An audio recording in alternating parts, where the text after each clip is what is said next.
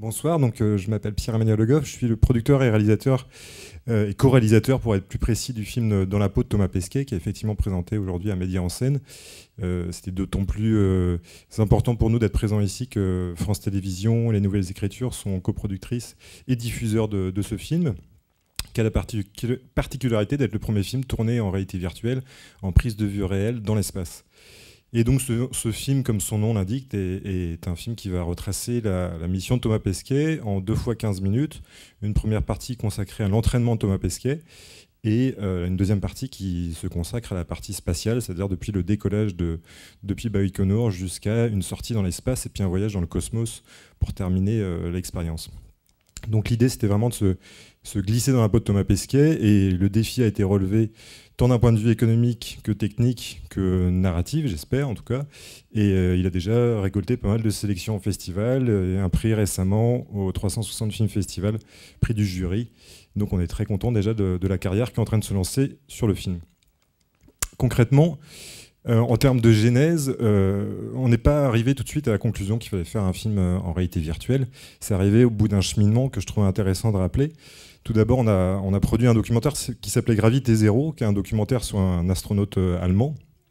Et quand on était en post-production d'un deuxième format, puisque c'est un format télé, donc on a fait un film au format IMAX, on a découvert qu'il y avait un Français qui allait partir 1 an et demi plus tard. Et on s'est intéressé à cet astronaute français, évidemment, et on s'est dit comment trouver une manière de raconter cette histoire en touchant le maximum de public et puis en prenant parti de l'expliquer, de le raconter à la fois de manière scientifique, émotionnelle, sensorielle. Et pour ça, on a essayé de tirer profit de toutes les méthodes de narration, donc que sont d'abord les formats télé. Thomas Pesquet, Les Of Nairo sur la partie entraînement, une nouvelle fois. Thomas Pesquet, L'Envoyé spatial, qu'on a fait pour France Télévisions. Donc, qui sont des documentaires télé assez classiques, avec une narration très didactique, film scientifique, on va dire. Il y a eu un format, et il y en aura un deuxième d'ailleurs, format planétarium, qu'on a appelé d'ailleurs Thomas Pesquet 16 levées de soleil, pour faire un lien avec le long métrage cinéma qu'on a sorti il y a 1 mois et demi, qui s'appelle donc 16 levées de soleil, qui est une narration beaucoup plus cinématographique, pas de voix off, composition de musique originale. Et puis d'autres formats aussi, un film qu'on a pas affiché mais qui s'appelle Dans les yeux de Thomas Pesquet, qui est un format écran géant IMAX, beaucoup plus familial comme public. Et puis enfin le film en réalité virtuelle, qui vient en réalité compléter le format 16 levées de soleil dans le cadre de la diffusion, mais j'y reviendrai tout à l'heure. Alors le premier défi qu'on a eu pour ce film, c'était d'abord un défi financier.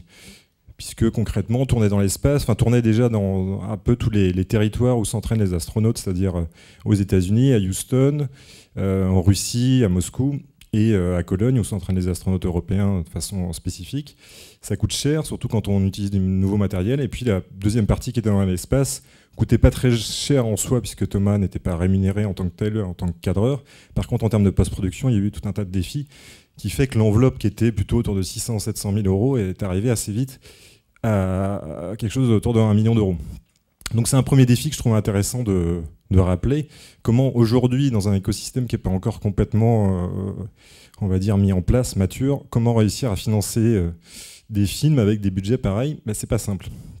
Mais concrètement, on est retombé un peu sur le même genre de mode de financement que d'autres formats, à savoir déjà des financements publics, donc le CNC qui a mis près de 200 000 euros sur le projet, via notamment les NTP, le financement de diffuseurs, donc en premier chef France Télévisions, mais aussi des diffuseurs, en l'occurrence la VR Connection qui diffuse dans des salles de cinéma arcade VR, donc a mis un MG en fait, donc on retombe un peu sur le système de MG de distributeurs.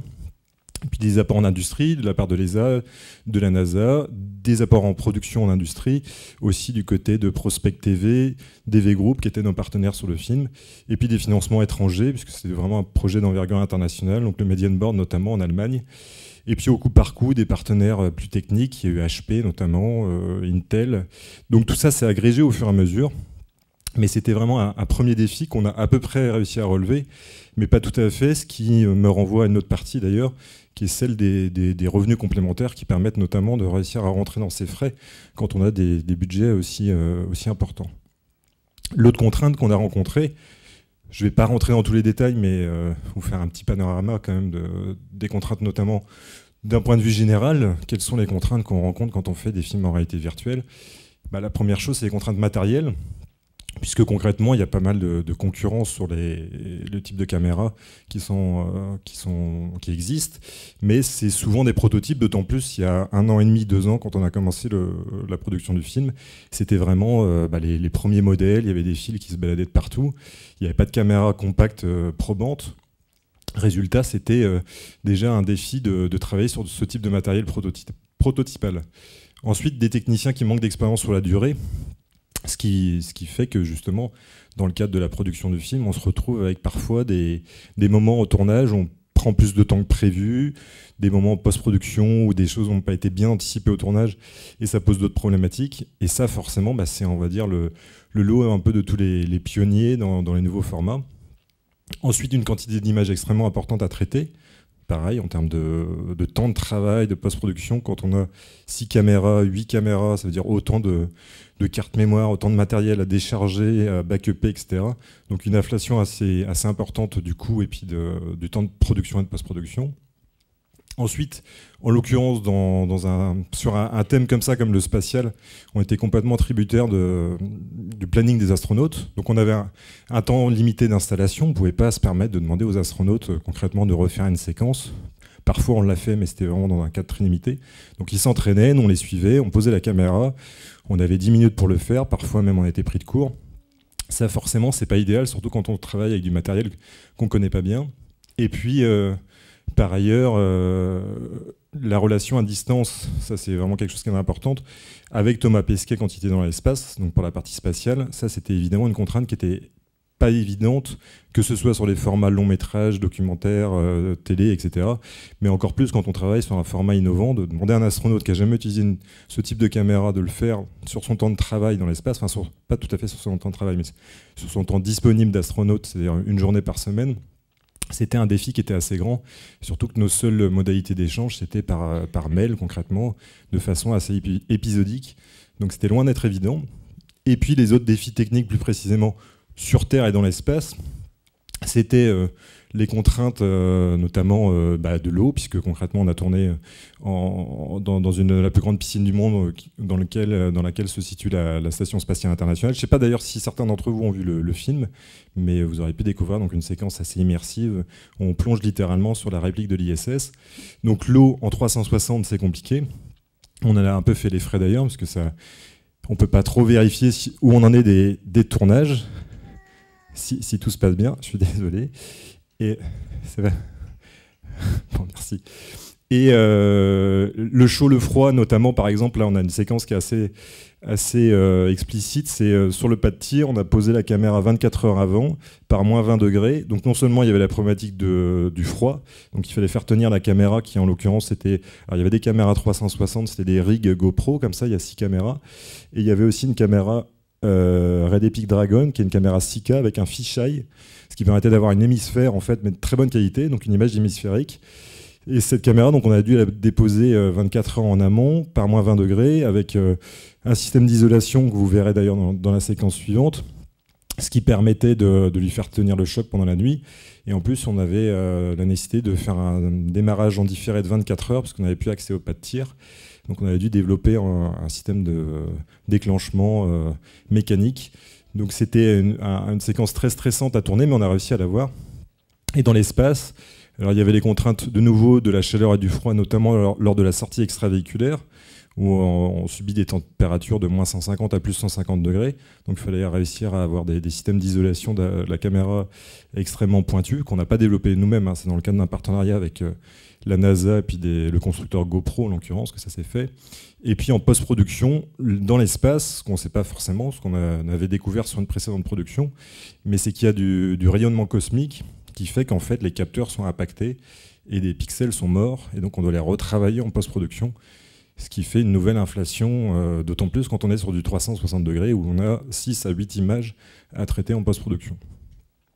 Donc voilà un petit panoramique, je vous en passe, et parfois des meilleurs, puisqu'il y avait notamment des problématiques administratives avec les agences spatiales, dans un contexte géopolitique qui n'était pas évident, puisqu'il y avait le conflit ukrainien à l'époque, ce qui simplifiait évidemment pas les choses. Alors là, juste pour illustrer un peu mon propos, si tout va bien, ça va se lancer. Non, c'est pas comme ça, je suis pas un spécialiste du PowerPoint. Comment ça se passe ? Ouais. Une autre caméra qui est donc située ici. On avait été acheté sur le marché un bloc en polystyrène, 80 mètres de la fusée. La caméra lestée avec des cailloux, du ballast, pour faire en sorte qu'a priori elle ne s'envole pas. Donc on avait fait ça un peu au jugé. Et là, des appareils photo à côté, le souffle, les appareils photo qui sont explosés, et notre caméra, par miracle, qui résiste au choc et retombe sur ses pattes. Et quelques heures plus tard, on l'a récupérée, et bon, l'optique était morte, mais la caméra était saine et sauve. Et le plan est assez fabuleux.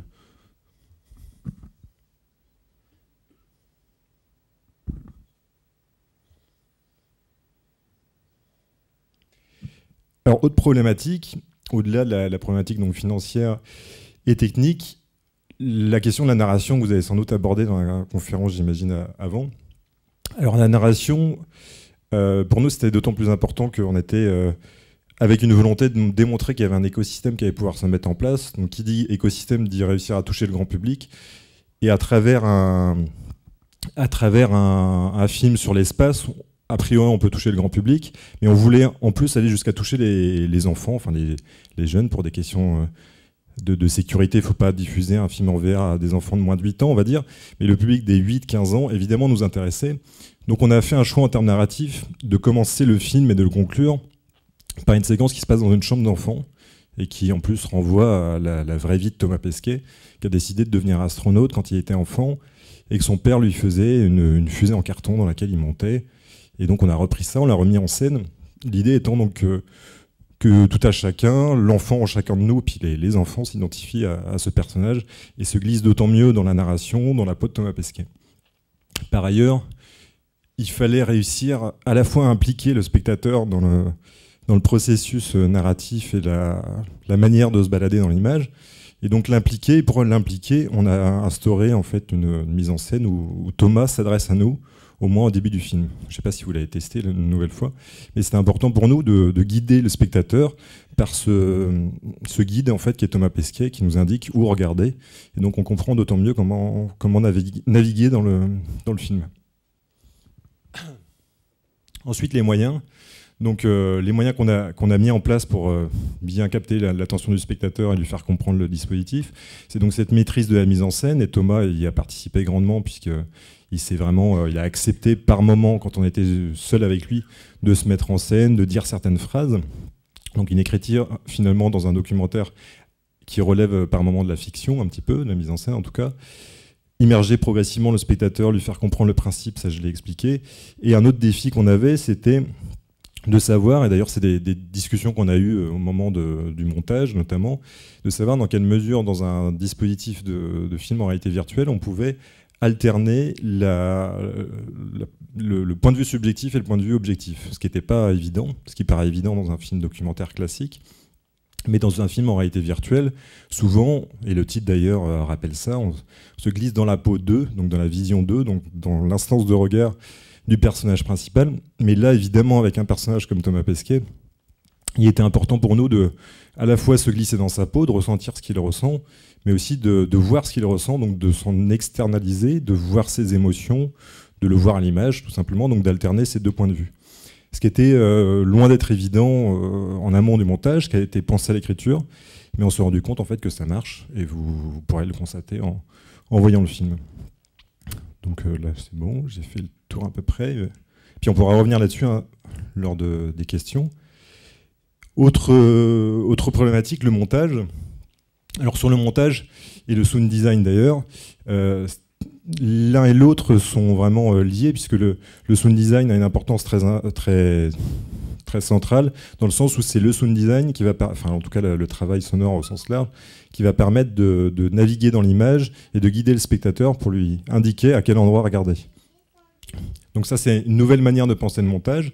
En termes de durée, c'est aussi une nouvelle manière de penser le montage, parce qu'il faut souvent penser plan-séquence, éviter le montage trop cut, c'est assez insupportable en réalité virtuelle, ce qui oblige finalement à travailler la mise en scène et essayer de monter dans le plan par la mise en scène avec un personnage qui va nous faire passer par exemple d'une sorte de premier plan à nous amener à regarder plutôt au second plan dans un deuxième temps du plan séquence. Donc c'est assez particulier et ça doit vraiment se travailler énormément en amont. Et puis ensuite, alors des problématiques qu'on retrouve quasiment qu'en réalité virtuelle, quoique, c'est la problématique du motion sickness. Et en fait, en 3D, par exemple, c'était une problématique qui existait, c'est-à-dire un effet de nausée qu'on pouvait avoir avec les lunettes 3D. Et là, on le retrouve une nouvelle fois. C'est-à-dire que, concrètement, si on n'arrive pas à avoir exactement le même signal entre ce qu'on ressent à l'image et puis ce qu'on ressent dans l'oreille interne, ça peut provoquer en fait un effet de nausée. Donc ça, c'est quelque chose à bien prévoir en amont. Et par exemple, dans une séquence qui est la séquence de centrifugeuse ou la séquence de sortie extravéhiculaire où il y a un effet de vertige qui peut être très déstabilisant, il a fallu le penser pour faire en sorte que ce ne soit pas trop violent et essayer de se baser surtout sur les spectateurs les plus, qui sont le plus sensibles pour éviter d'avoir des spectateurs qui enlèvent le casque. Et ça, c'est vraiment une problématique qui est très particulière pour la réalité virtuelle. Donc ça veut dire que, pour résumer, c'est un nouveau vocabulaire à maîtriser. Il y a le motion sickness, c'était un terme que je ne connaissais pas il y a 3 ans. Et une grammaire à inventer. Et ce qui est passionnant, c'est que ça s'invente en faisant. On a fait plein d'erreurs, mais on les a ajustées. Et je pense que, en fait, on voit que la plupart des défis qu'on s'était lancés ont été relevés, que ça fonctionne. Ensuite, pour conclure, je ne sais pas à combien de temps j'en suis d'ailleurs, pour conclure, la vraie question qui reste à se poser, c'est quid de l'écosystème, quid des recettes qu'on peut avoir en complément. Et là, en l'occurrence, on n'a pas retrouvé tous nos petits, on va dire. Il nous reste de l'argent à retrouver en termes d'exploitation. Et pour ce faire, on s'est pas mal basé sur l'exploitation du long métrage cinéma qu'on a sorti il y a quelques semaines, en se disant, concrètement, avec la communication qu'on a autour du long métrage, voilà, on a mis plusieurs centaines de milliers d'euros dans cette sortie, et en faisant une sortie simultanée avec la réalité virtuelle, on va toucher un autre public, et donc trouver des systèmes de revenus sharing avec les exploitants et faire remonter des recettes. Et il s'avère que ça marche plutôt pas mal, et on va essayer de démontrer que c'est des recettes sensiblement intéressantes. Et ensuite, pour terminer, donc, le dispositif, si on reprend un peu la chronologie des médias, c'est un film qui est disponible sur des casques en réalité virtuelle classiques, sur un site en web VR qu'on a développé là aussi avec France Télévisions, avec des bonus en plus, une application smartphone disponible sur iOS et Android avec un peu moins de bonus, et ensuite une exploitation dans les salles de cinéma arcade ou les salles de cinéma VR avec donc un modèle avec du MG, des revenus sharing, des plateformes de VOD payantes, donc on est en négociation avec Orange en ce moment, avec la plateforme de Sony PSVR, avec Steam, et puis de l'événementiel, là vous avez le fauteuil dynamique qui vous était présenté aujourd'hui, et là ça peut être des montants assez intéressants en termes d'exploitation, donc qui permettent petit à petit de remonter notre gap de financement. Et il y avait une vidéo normalement qui restait, mais qui je crois ne marche pas. Voilà, je vais répondre à vos questions, je suis à 18 minutes, bon ça va. Je vous écoute. Elle a été sage.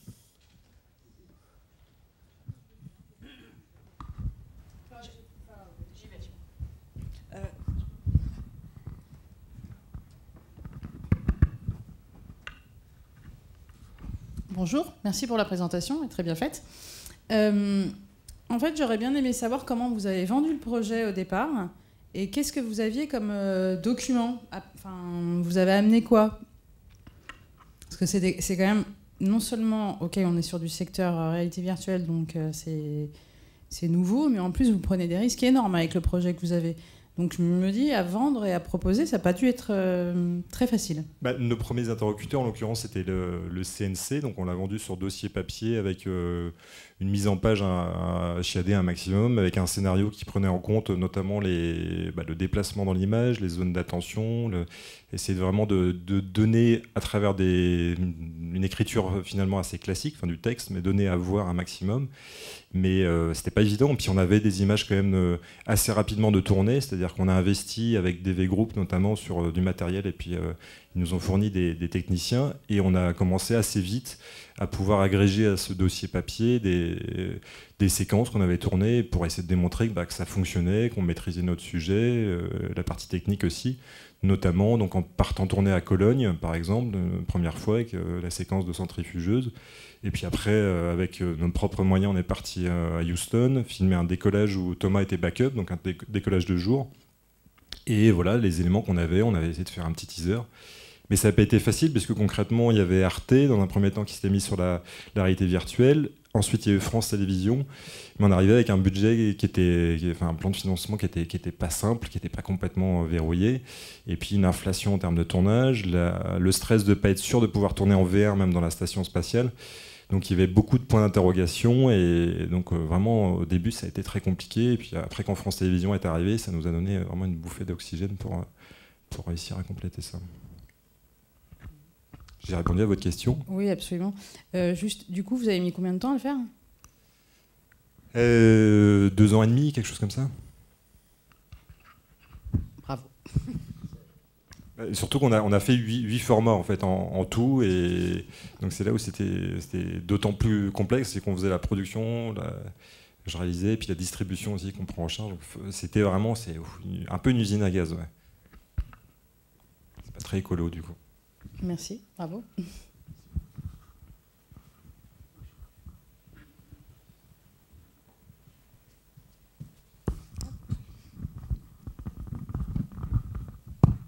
Bonjour, merci pour votre intervention. Je voulais savoir au niveau de la narration, comment vous avez travaillé en accord avec Thomas Pesquet, et quel a été en fait si je peux dire un peu le fil rouge de la narration pour combiner à la fois beaucoup d'aspects techniques et puis pour mobiliser le spectateur.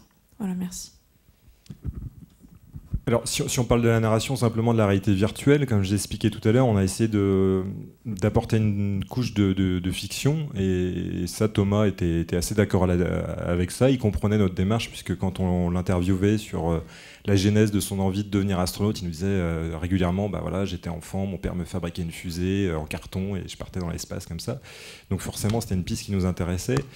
Et puis on avait soumis le scénario de la réalité virtuelle, c'est-à-dire les petits moments qui font en fait des passerelles entre les séquences, où il se met un peu en scène, où il s'adresse aux spectateurs, à la caméra, en disant voilà, ici on est à Houston, tu vas découvrir tel bâtiment, c'est ici qu'on s'entraîne, etc. Donc il s'est impliqué, il a accepté le principe du scénario, et donc de prendre un temps complémentaire spécialement pour le tournage, quoi. Donc concrètement, ça s'est fait comme ça, et puis surtout, c'est quelqu'un qui est assez féru de technologie, qui aime bien se mettre au défi, et donc quand on lui a parlé d'abord des écrans géants, ça l'a fait triper, parce qu'il est fan du Futuroscope. Après, on lui a parlé de planétarium, c'était cohérent, et ça l'intéressait aussi. Puis la réalité virtuelle, pour lui, c'était le défi vraiment qui faisait en plus, entre guillemets, il prenait un peu le lead par rapport aussi aux autres astronautes, quoi, parce qu'ils ont tendance à se tirer un peu la bourre, celui qui fera le plus d'expériences dans l'espace, ou qui fera le plus de sorties extravéhiculaires. Enfin, ils aiment bien. Et donc là, c'est celui qui a tourné le premier dans l'espace, donc c'est un défi qui lui plaisait pas mal. Ouais. Bien, merci beaucoup Pierre-Emmanuel pour cette présentation. Merci infiniment. Et merci à France Télé encore.